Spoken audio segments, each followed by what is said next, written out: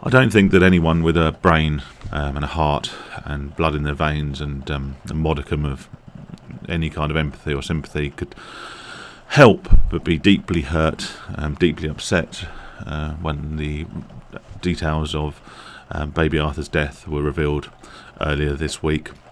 I know me personally, even as someone who was, let's be honest, not the greatest fan of children, was deeply horrified, and I broke down crying actually reading the story and hearing the details of this poor lad's final days and weeks on this earth. Now, I'm not saying that in any way to be virtuous and to show that, oh look, I care, because I think, like I say, anyone with a sort of an ounce of decency would have felt much the same way.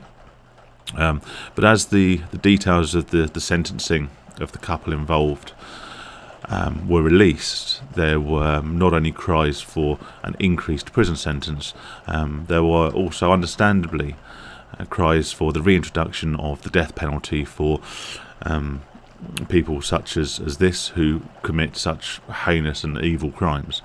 And I totally understand this desire to see the ultimate punishment bestowed upon this couple. However, my personal opinion is that that's not that isn't the most suitable punishment for these vile human beings, if you can indeed call them human.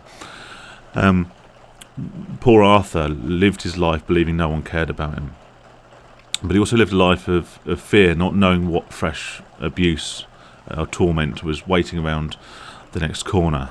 He couldn't rest, he couldn't ever relax or be happy, because he knew that the torment, torture was unrelenting.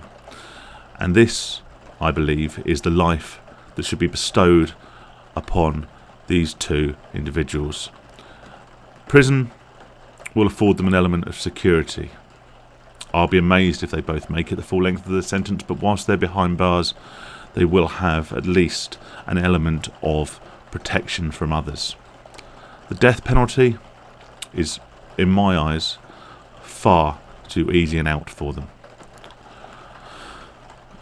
The tragic thing is that ultimately death was the only relief, the only release from the pain that he was suffering that poor Arthur got. And to afford that to these couple of evil whatever, there aren't words strong enough for these people, but to afford them the luxury of that out, of a relatively quick and painless way out of the situation they have made for themselves, I feel would be disrespectful to young Arthur. These people need to spend the rest of their lives living in fear the way he did. They need to spend the rest of their lives not knowing what fresh torment, what fresh torture is around the corner. They need to live the rest of their lives knowing that not only do people not like them or care about them, everyone actively despises every single bone in their body. The best punishment, to me, for these people would be to let them continue living a free life. However, with no protection,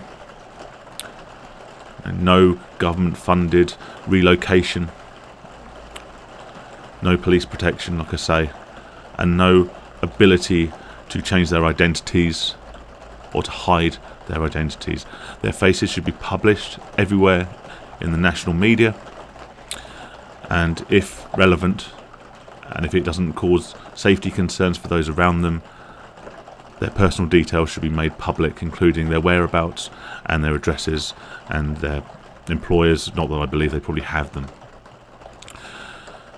These people need to live their lives in fear.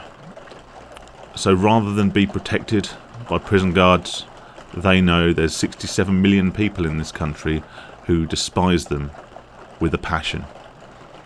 They should have to be able to fear getting up in the morning. They shouldn't be able to step foot outside their house in fear of what will happen to them, and they need to live this way for every wretched day of their lives. And only that, I believe, is a true and fair punishment for these vile human beings. And only this I believe will some way go to doing justice or getting justice for poor Arthur.